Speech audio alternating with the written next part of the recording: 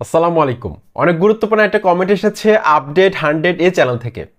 আমি কিভাবে গুছিয়ে কথা বলি। বন্ধুরা, অনেক গুরুত্বপূর্ণ আজকের এই ভিডিওটি। এই টপিকসে কিন্তু অনেকে সার্চ করে। বেশিরভাগ নতুন ইউটিউবার যারা নতুনভাবে ইউটিউব প্ল্যাটফর্মে কাজ করতে আসে তাদের মধ্যে কিন্তু এই ধরনের একটা প্রবলেম থাকে, গুছিয়ে কথা বলতে পারে না। ক্যামেরা ভীতি কাজ করে, ক্যামেরাকে তারা সবচেয়ে বেশি ভয় পায়। বাঘের চেয়েও কিন্তু তারা বেশি ভয় পায়, এরকম আমি কয়েকজনের কাছ থেকে শুনেছিলাম। বলে যে ভাই, আমি ক্যামেরার সামনে যেতে পারবো না, আমি স্ক্রিন রেকর্ড করে ভিডিও ছাড়বো, ক্যামেরাকে আমি ভয় পাই। ক্যামেরা লেন্সের দিকে তাকালে সে ভয় পায়। তো এই জিনিসটা কিন্তু আমি নিজেও কিন্তু ব্যতিক্রম ছিলাম না। আমি যখন ইউটিউবিং শুরু করি, আমি সবসময় আশেপাশে তাকাতাম। যখন প্রথম দিনগুলোতে পাবলিক প্লেসে শ্যুট করতাম আমি, তখন আমার অন্য ক্যাটাগরি ছিল, ট্যাগ ক্যাটাগরি নিয়ে কাজ করিনি তখন আমি। তো পাবলিক প্লেসে গেলে অনেকে তাকিয়ে হাসতো। তো এই জিনিসটা কিন্তু আমি আসলে সহ্য করতে পারতাম না, এরকম একটা অবস্থা ছিল।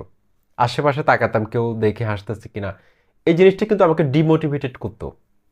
ঠিক আছে, যার কারণে আসলে ইউটিউবিং করার যে একটা স্পৃহা, অর্থাৎ উৎসাহ দেওয়ার মতো তেমন কোনো চ্যানেল ছিল না।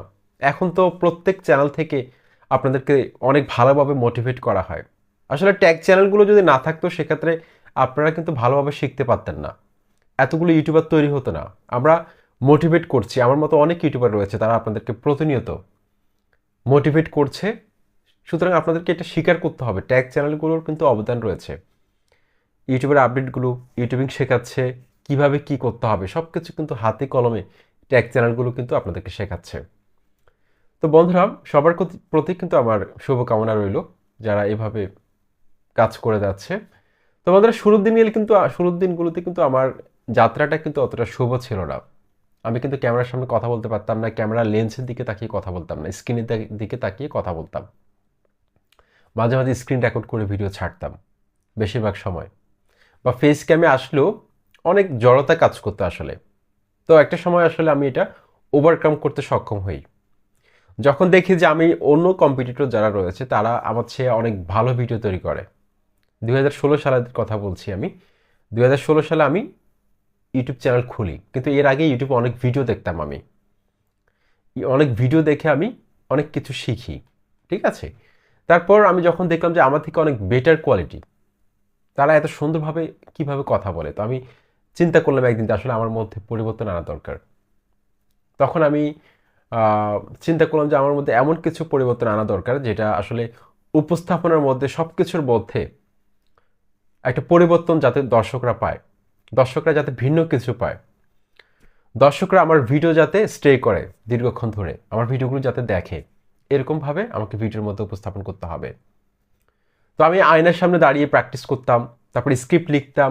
তো প্রথম দিকে আমি কি করতাম, মোবাইল যেখানে স্ট্যান্ড করতাম, মোবাইলের এক পাশে আমি কি করতাম, কাগজের মধ্যে লিখে রাখতাম পয়েন্টগুলো, কাগজের মধ্যে লিখে রাখতাম। স্ক্রিপ্টটা লিখে আমি এটা দেখে দেখে পড়তাম। ঠিক আছে, স্ক্রিনের দিকে, ক্যামেরা লেন্সের দিকে না তাকিয়ে আমি কাগজের দিকে তাকিয়ে পড়তাম। অর্থাৎ ভিডিও তৈরি করতাম স্ক্রিপ্টটা দেখে দেখে। ঠিক আছে, তো একটা সময় কিন্তু আস্তে আস্তে কিন্তু সবাই কিন্তু এটা ওভারকাম করে। শুরুর দিনেই কিন্তু সবাই আসলে ইউটিউবার হওয়ার যে যোগ্যতা সেটা কিন্তু অর্জন করে না। আস্তে আস্তে যখন ভুল করতে করতে মানুষ শিখে যায়। তো আমি আমার ছাত্র জীবনে আমি যখন নটরডেম কলেজে পড়ি, ঢাকার নটরডেম কলেজে যখন ভর্তি হই 2008 সালে, তারপর 2016 সালে মাস্টার্স কমপ্লিট করি ইংরেজি ভাষা ও সাহিত্যে চট্টগ্রাম থেকে, একটা বেসরকারি বিশ্ববিদ্যালয় থেকে। তো কলেজ জীবনে আমি কিন্তু ডিবেট করেছিলাম অনেকগুলো ক্লাবের সাথে আমি যুক্ত ছিলাম। আমাদের নটরডেম কলেজে 19টা ক্লাব ছিল, তার মধ্যে আমি প্রায় 7 থেকে 8টা ক্লাবের মেম্বার ছিলাম। এমনকি সেগুলোতে আমি সক্রিয়ভাবে কাজ করি। নটরডেম মানবিক সংঘ, তারপর হচ্ছে নটরডেম বিজনেস ক্লাব, নটরডেম নাট্যদল, Notre Dame history club, natural study club, international understanding and relation club, মানবিক সংঘ, আরও অনেকগুলো ক্লাবের সাথে কিন্তু আমি যুক্ত ছিলাম। নটরডেম ইংলিশ ক্লাব, এগুলোতে কিন্তু প্রতিনিয়ত অ্যাক্টিভিটিস হতো, সেগুলোতে আমি সক্রিয় ছিলাম। এমনকি ছাত্র জীবন থেকেই কিন্তু আমি ছাত্র হিসেবে অনেক ভালো ছিলাম। ক্লাসে 1, 2, 3 এইগুলোর মধ্যে কিন্তু আমার রোল নাম্বারটা ছিল। ইউনিভার্সিটি লাইফেও কিন্তু অনেক ভালো অবস্থানে ছিলাম। তো আসলে ওই নেতৃত্বের এই যোগ্যতাটা, ঠিক আছে, ডিবেট করতে করতে একটা সময় কিন্তু আমার মধ্যে কিন্তু এটা গড়ে ওঠে। এখন যে কোনো জায়গায় দাঁড়িয়ে কিন্তু আমি স্ক্রিপ্ট লেখা ছাড়া আমি কিন্তু কথা বলতে পারি, সে যোগ্যতাটা কিন্তু আমার মধ্যে কিন্তু অর্জিত হয়েছে। যাক আলহামদুলিল্লাহ। তো এটা কিন্তু আপনাদের মধ্যেও কিন্তু হবে যখন আপনি বেশি বেশি ভিডিও আপলোড করবেন, বেশি বেশি ভিডিও তৈরি করবেন। আপনি যত বেশি ক্যামেরার সামনে অভ্যস্ত হবেন তত বেশি কিন্তু আপনার মধ্যে এই এক্সপিরিয়েন্সটা কিন্তু জড়ো হতে থাকবে। আপনি যত বেশি ভিডিও বানাবেন তত বেশি শিখবেন, তত বেশি আপনার কথা বলার যে ইনার্শিয়া মানে জড়তা সেটা কিন্তু আস্তে আস্তে দূর হয়ে যাবে। শুরুর দিনে কিন্তু মানুষ একদম পারফেক্ট থাকে না, একটা সময় কিন্তু মানুষের মধ্যে পরিবর্তন চলে আসে। সেজন্য স্ক্রিপ্ট লিখুন, প্রয়োজনে আপনি পয়েন্টগুলোকে প্র্যাকটিস করুন 3 থেকে 4 বার। একটা ভিডিওকে আপনি বারবার তৈরি করে আবার ডিলিট করুন, আবার তৈরি করে আবার ডিলিট করুন, কোথায় কোথায় ভুল আছে সেটা ফাইন্ড আউট করুন, সেই জায়গাটা আবার ইমপ্রুভ করুন, আয়নার সামনে দাঁড়িয়ে প্র্যাকটিস করুন, কথা বলুন। একটা সময় দেখবেন যে আপনার কিন্তু ভুলগুলো শুধরে যাচ্ছে। ক্যামেরার সামনে দাঁড়ানোর যে একটা অভিজ্ঞতা সেটা কিন্তু আপনারা প্রাথমিক অবস্থায় একটা কাজ করতে পারেন, যেটা আমি করেছিলাম, সেটা আপনাদের সাথে শেয়ার করি। দেখুন আজকের এই ভিডিওটি কিন্তু আমি স্ক্রিপ্ট ছাড়া কিন্তু তৈরি করছি, যার কারণে হয়তো কথাগুলো গোছানো হচ্ছে কিনা আমি জানি না, অবশ্যই কমেন্ট বক্সে আমাকে জানাবেন গুছিয়ে বলতে পারছি কিনা। তো আমি একটা কাজ করতাম, যখন দেখতাম যে আমার কথা বলার মধ্যে অনেক জড়তা ছিল, তখন আমি কি করতাম, পাবলিক প্লেসে গিয়ে ভিডিও শ্যুট করতাম। কারণ পাবলিক প্লেসে গিয়ে যখন ভিডিও শ্যুট করতাম অনেক মানুষের সামনে আমি ভিডিও শ্যুট করতাম। বিভিন্ন পার্কে চলে যেতাম, যেখানে টিকিট কেটে ঢুকতে হয়, এরকম পার্কে গিয়ে এক পাশে দাঁড়িয়ে আমি ভিডিও শ্যুট করতাম। অনেকে আমার দিকে তাকিয়ে হাঁটতো, কি শুরু করছে একা একা ক্যামেরার সামনে দাঁড়িয়ে কথা বলতে, স্ট্যান্ড একটাকে দাঁড় করিয়ে।